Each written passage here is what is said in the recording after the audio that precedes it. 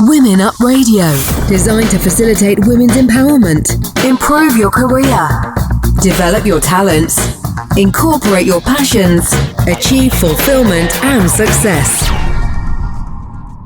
Hello, this is Women Up Radio, supporting Empower Women, and today we're talking about diversity in medicine and opening the doors for the next generation. I'm joined in the studio by my guest, Dr Patrice Baptiste, doctor, writer, STEMNET ambassador, and founder of DreamSmartTutors, which is an organisation that aims to help prospective medical students, especially, but not exclusively, students from less privileged and BME backgrounds. So welcome to the programme, Patrice.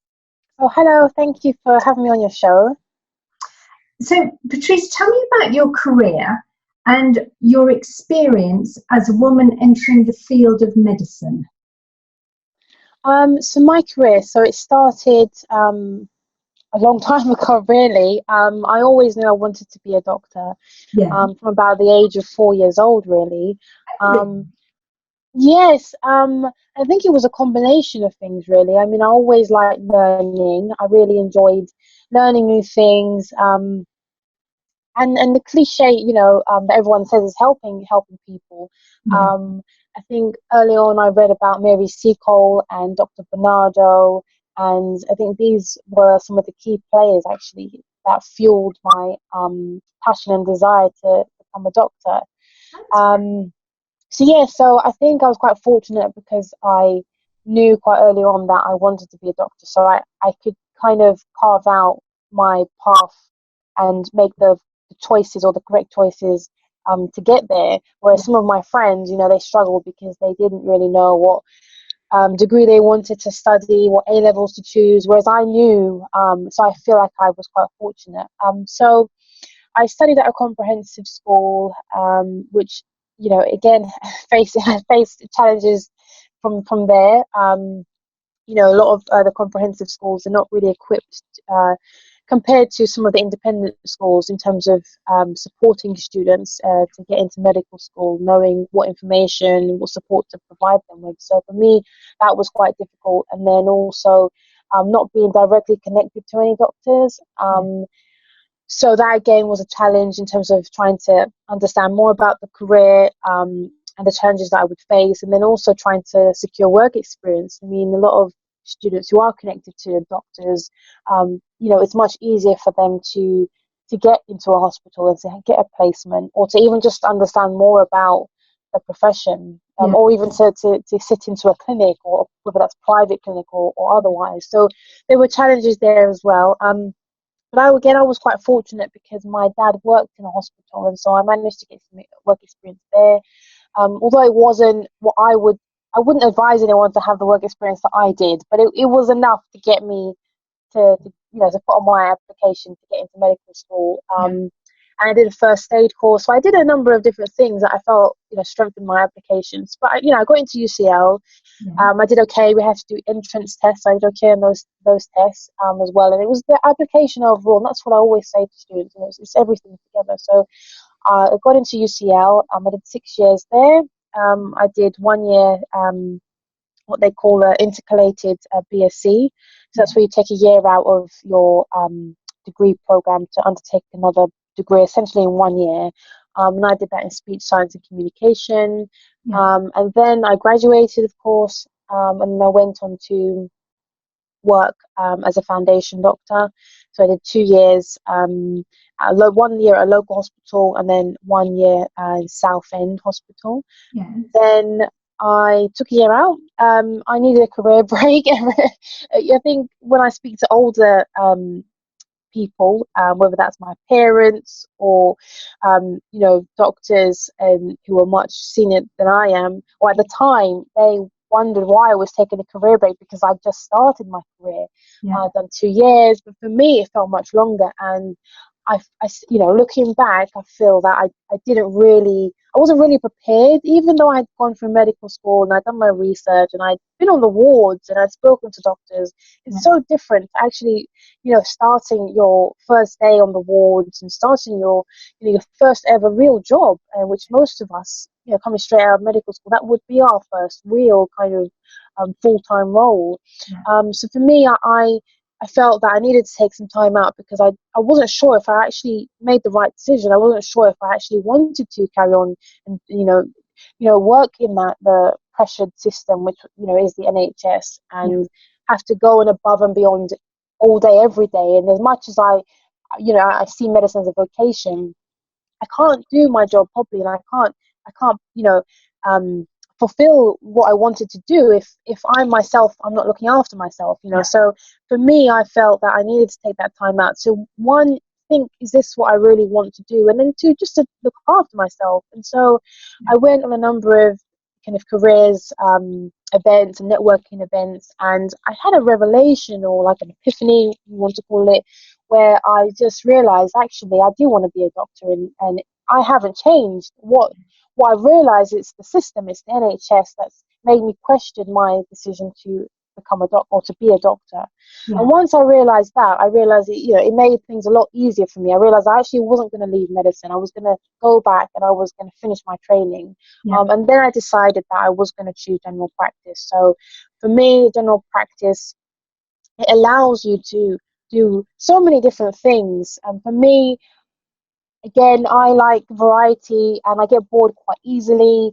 So general practice in itself, in terms of the patients I see, there'll be variety there, but also there's more autonomy. And when I look back at my younger self, I chose medicine because one of the reasons was because I wanted that autonomy. I wanted a profession. I didn't want change from one job to the other job to the other. I wanted a profession, and I wanted to have control over my life, my profession, and my career. And I just felt that being in the hospital with someone telling you when essentially to work and when you can have time off, if you can ever get time off, that just doesn't sit well with me. And so for general practice, I can carve out a nice career for myself. I can combine medicine, I can combine education, business, being an entrepreneur, and I can also take time to look after myself. So I'm on that pathway now. I went back after taking my year out. I applied to the general practice training program. I got the place that I wanted first time, just in London. And now in my second year, I'll be my third year this August, and then I'll have my last year, and then one more exam, and then I'll be a GP. So, and ultimately, my goal is to have a portfolio career. So not be a portfolio GP, but to have GP as just one of the careers that I obtain. Basically, so that in a nutshell, a long nutshell, is my career.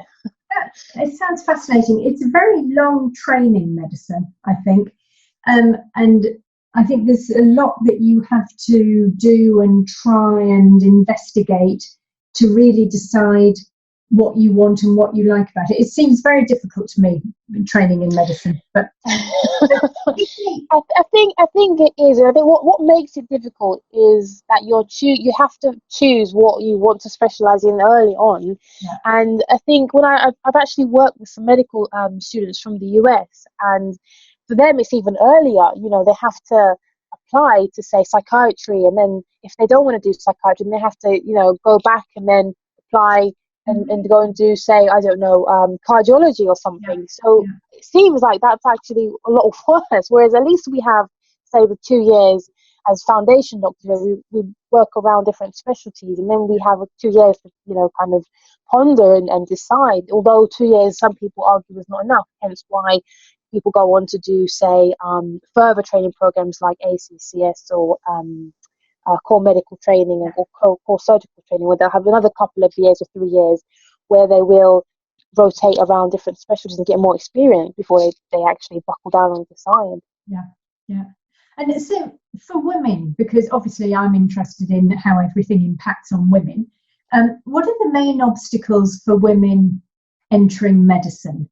Is it just prejudice against women? Is it lack of role models? Is it that medical schools don't attract women students? Or is it that earlier on women don't actually follow the right subjects on the school curriculum? Or even that the life choices women have to make later in the career can make them decide that really it's too complicated and it's not something that is possible to do? What do you feel about that? Well, I think it's a combination of a lot of different things, and some of them you've mentioned. So I think, so entering medical school, when we look at the numbers, there are actually more women than men as medical school. Really? So, yeah, so I'm sure the last set of figures I looked at, I think a few years ago, it was more than 55% were female students. But when you look further on, say at particular fields, so surgery is one good example. You have, I think, a very small percentage are female consultants. Yeah. So I don't think the issue is whether female students are not picking, choosing the right subjects or not being selected to get into medical school. I think that's probably not the issue. I think it's as women, progress through their career and as they understand more, and as you said, with life events or life choices or what becomes more important to them, it changes. And so more women might choose general practice because, as I said, you have a bit more flexibility there. Often, some, as I've mentioned earlier, with surgery, it's more male dominated. In order to progress your career, you might, like, not just in medicine, but in other other professions, other jobs, you have to sometimes network outside of the job, and actually a promotion happens outside of work than it may happen inside of work, and that's where you might go to the pub or a bar. In medicine, it could be the golf course, or it could be cricket events or something, and so again, that might shut down or close some doors for some females who feel actually it's quite very male dominated. How will I ever kind of progress? The culture might be slightly different. So I think there are a few different things, and also maybe some lack of role models as well. Again, the higher you go in medicine, although there's been a lot of progress, and I would say medicine is still far ahead in when you compare other professions, other jobs. Yeah. But when you go higher up in senior roles, although it's changing, there still is some work to do. Even say in the BMA or political side of medicine, and it's still male dominated. So I think there is a combination, and I also think as females we do lack confidence in ourselves. So we will always kind of be a little bit further behind than our male counterparts. Even myself, I've always struggled with confidence issues. It doesn't matter if I was getting 90% on a test. I'd still think, oh gosh, that's not good enough. Or we focus on the things we got wrong, versus maybe males who go in and sometimes they might blag their way into certain things, and women just will feel like, well, actually, I don't know it, so I'm not going to even try, or I'm not even going to try and attempt it. Whereas a male who may, you could argue in some cases, could be less qualified than a female who might be going for the same job, but because of the way they portray themselves, because of the confidence they have, they'll get that job. Whereas the female, who just because she doesn't have that belief, that self-belief, she won't get it. So I think confidence plays a very, very big part in career progression. Yeah. And do you think there are certain fields of medicine that are less open to women? And also, is it the same all over the world, or are some countries more proactive regarding diversity in medicine and who actively try to achieve equality?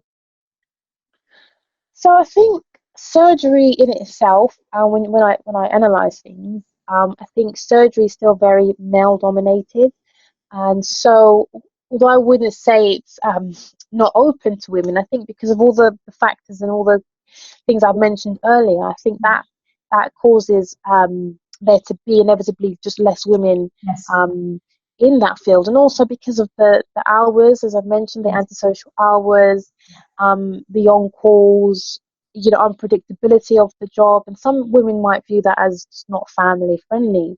So I think although there may not be conscious or barriers that are like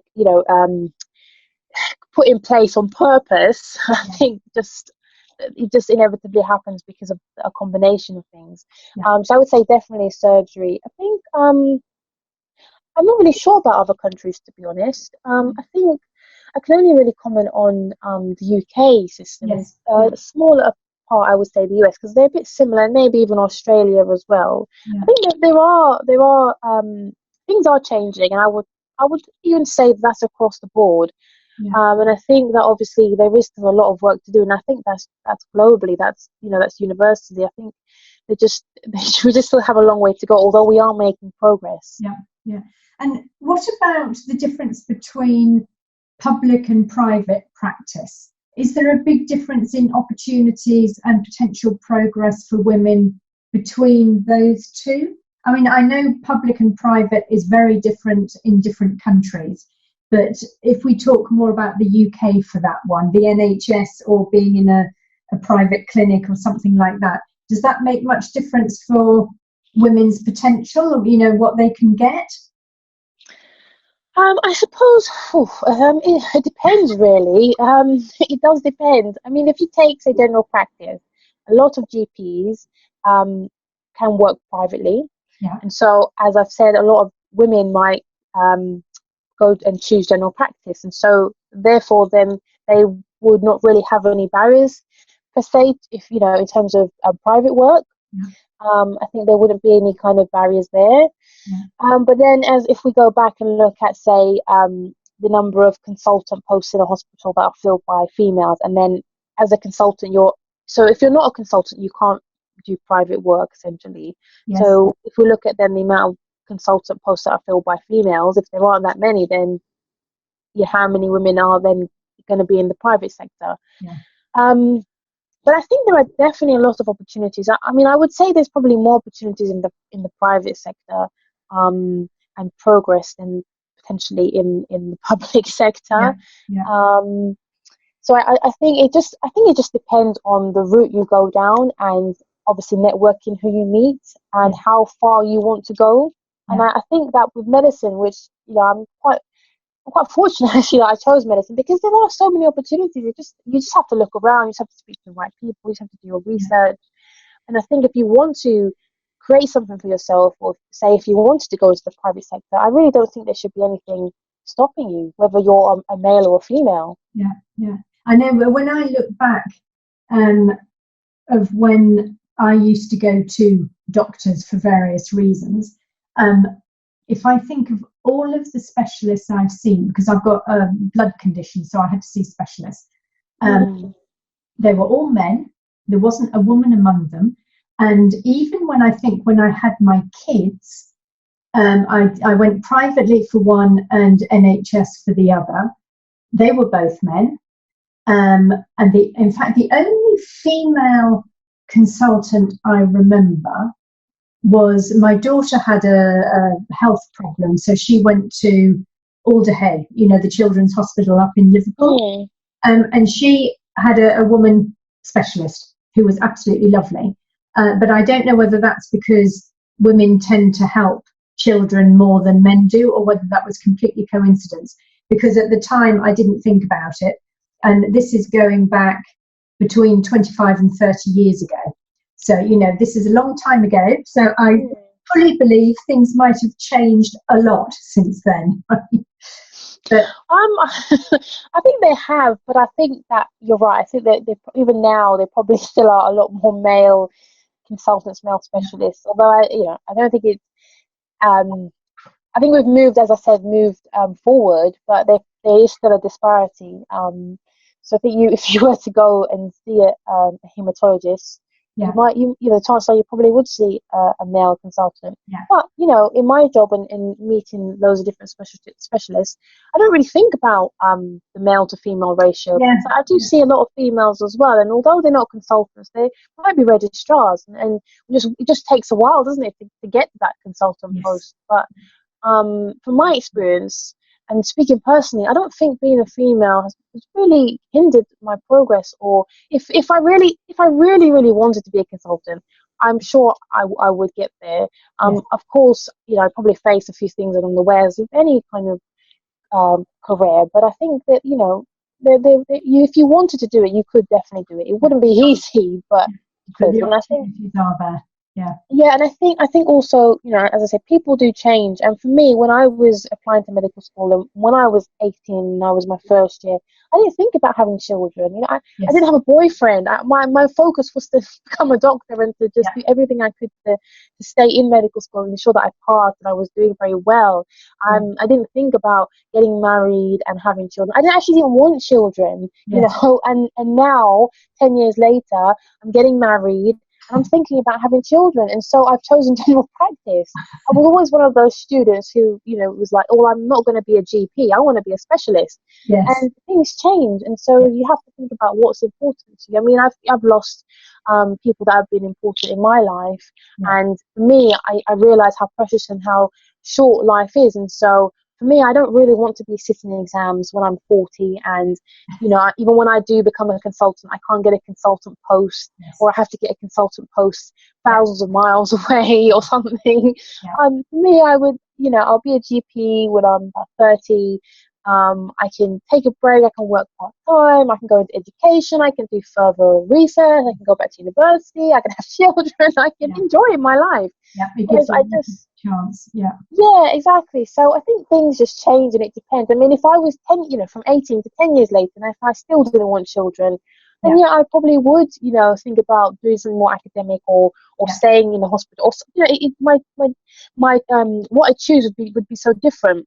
Yes. But things change, don't they? And that's why I always say to the students that I teach and I mentor, be open-minded. Don't think that, oh, you're going to be the same person you are 10 years later, because you're probably just not going to be, So, You change so much all the time. You can never really predict. So you have to go with the flow. But exactly.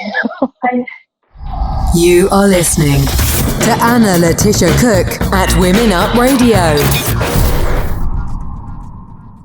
I know you've got a special interest in encouraging and opening the doors for the next generation. I know you find that really important. And obviously, it's something that needs to be approached from several different angles. So you've got to look from the student's point of view, from medical training organisations, and then from the hospitals, clinics and research organisations. So if I take each of those individually, what do you think students can do to better their options and to give themselves a greater chance of succeeding? I think there's loads of things they can do. I think the fact that now they have technology and social media and the internet. I had the internet when I was young. I'm not that old, but it wasn't as advanced as it is now. And I think that there's so many different avenues and resources that they can use to help themselves, and not only give them that understanding of medicine, but also connect them to individuals. I mean, on Twitter, you could just message someone or tag someone or something, and potentially network that way. Putting social media aside, I would also say go into events and networking, offline as well. Doing things so that you can meet people who might be able to help you get your foot in the door. If you show someone, say for instance, I went to a course or an open day or an event in a library, and a doctor was happened to speak at that event. At the end of the event, I would try and speak to them, show them how enthusiastic I am, show them my commitment to the career that I was choosing, tell them what I've done already, what I'd like to do, ask them if I could potentially shadow them or if they could put me in touch with someone. Just trying to be opportunistic, and I think that's really key to succeeding. Other things kind of that relates to students themselves in terms of their personality, again, knowing who you are, knowing what you like to do, knowing if this career is going to be suited to you, having a focus, so that when things don't go completely right or something happens, you know, you can hold on to that focus and just, you know, kind of go, you know, focus straight on it and not get sidetracked. Having a support network. I mean, obviously, a lot of teenagers, or, you know, I don't want to stereotype, but looking back on my experience, of course, you know, your parents are your parents, and you may not be able to talk to them about everything, but they have the experience. I would say listen to your parents, or listen to your guardians, carers, listen to the older generation, listen to people like myself who may not be in their 50s, but who will be approaching their 30s or their late 20s, and who have gone through exactly what they're, you know, you're going through. So I would say all of that. There's so much more I could say actually, but I think I'll probably keep it to those key those key things. That's a great focus already. And so what about medical schools? How can they make their training more attractive to the upcoming generations? And also, what can they do to make their courses and their ways of teaching more diverse and more inclusive, and also more easily available to everyone? Because at the point you made about you going to a comprehensive, I fully understand that makes it incredibly more difficult to get access. So how can medical schools help that as well as everything else? Well, I think some of them, or I would say majority of medical schools, if not all of them, do actually have some kind of outreach or widening participation scheme. But I think there isn't that much research in terms of how many students, say, who kind of go on to these schemes or engage with these activities, how many of them actually end up going to the medical school, the one that they, you know, attended the scheme that was attached to the scheme, or another medical school or university. I think that there needs, although they are, you know, again, we have come a long way, but I think there just needs to be a little bit more done in terms of the outreach. I think also the work experience, that's a massive barrier to getting a place at medical school, which is so difficult to gain and to secure. I think that the medical schools need to work with, you know, hospitals so that we can get more work experience, so that students can not only understand more about medicine, but then it helps them with their application. So I think there are a few things that they could do. I think in terms of making their training more attractive, I think it's quite difficult, to be honest. I think a lot of so I can speak for UCL because that's where I went. They had, they still do, I believe, have dissection. So you can learn anatomy by actually dissecting cadavers and understanding anatomy. That way, that's attractive. There's things called PBL, or problem-based learning, which some people might like, or maybe variations of this. Maybe even just listening to alumni, listening to different organizations and students as to what they feel might be beneficial, how they feel that they might learn the most and maximize their learning. I think also actively looking for people from or lecturers or whoever it may be that the students will be interacting with, making sure that they are a bit more diverse, if that's, you know, if that's possible. I know that there aren't many, say, I don't know, black professors in the UK, or academics, or even female academics. I know the ratio of male to females is very low for women, for females, basically. So I think trying to do what they can in terms of making you know, the people that engage directly with the students are more diverse and can relate to them, and just understanding more about the cohort that they have. So that sounds good, because that makes, if people see more diverse academics or people in front of them, it gives them more courage and more confidence in actually applying themselves.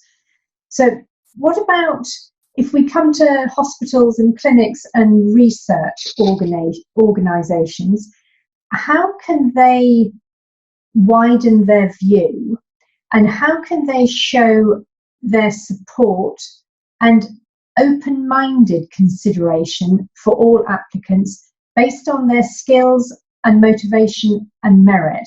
Because it seems sometimes that they don't really go just for skills, motivation, merit. There's always the sort of almost, I don't know how to explain it. There's the question mark behind about quotas and what sex people are, what colour they are, what background they've come from. So how can they overcome that and show that they really are being open-minded and they're considering people for the skills and the motivation that they've got? I think the key here, for me anyway, would just be making sure that there's enough work experience, or that it's, you know, it's fair as well in terms of who's getting these work experience places. I know there are some hospitals that have work experience schemes throughout the year, or at least once or twice in the year. So I think that's definitely key, and I just think more hospitals need to be doing it. Needs to be more. It just needs to be made more equal. So you can't really have one or two hospitals doing this, and then, you know, the rest of hospitals not even engaging. I mean, I have students, and I feel so bad for them sometimes, because they'll say to me, "Oh, I've emailed this hospital, or this, I've made contact with this person, and they've rejected me, or I can't get work experience." But there's only so much I can do myself. So I think that it does need to come from the hospitals as well, because you know, everyone keeps saying we need more doctors. How are we going to get more doctors if we don't make it fair for the students who actually want to become doctors to get the things that they need, that they can start their career? So I think for me the key thing is work experience, because if you don't have work experience, you're not going to get a place in medical school. That is something so key, and I think that it's just so difficult. So I think it needs to be more, it needs to be a more level playing field, and that comes from the hospitals, the clinics. You know, it comes from the NHS. You know. So is there, at the moment, is there a typical or a standard path to follow that could be improved on, that would allow greater access? I mean, I know you've said about work experience, but is there anything else they can do to improve the whole path to get there? I think. Am I dreaming? So there is. Well, so there is a standard path to follow. I mean, the straightforward path would be what I did. You know, apply to medical school, get the grades, go get 5-6 years, and then you're a doctor, and then go on and do the training. I think, but there are also other pathways that some students may not know about. There are kind of like access to medicine courses. There are foundation courses, you know, so some students who may not have done typical science A-levels, they can go into like a year course to learn all the basics about, you know, sciences, biology, and so on, and then they can go on to or apply for a medical program. So there are a number of different courses to kind of get into medicine in a non-traditional way. So perhaps more of these courses. And again, just publicizing it. If my colleague hadn't told me that, and, you know, I hadn't done my research, you know, for my company and for trying to prepare the students themselves, I would not have known. And when I make these students aware, they're really shocked, because that will influence the path they take.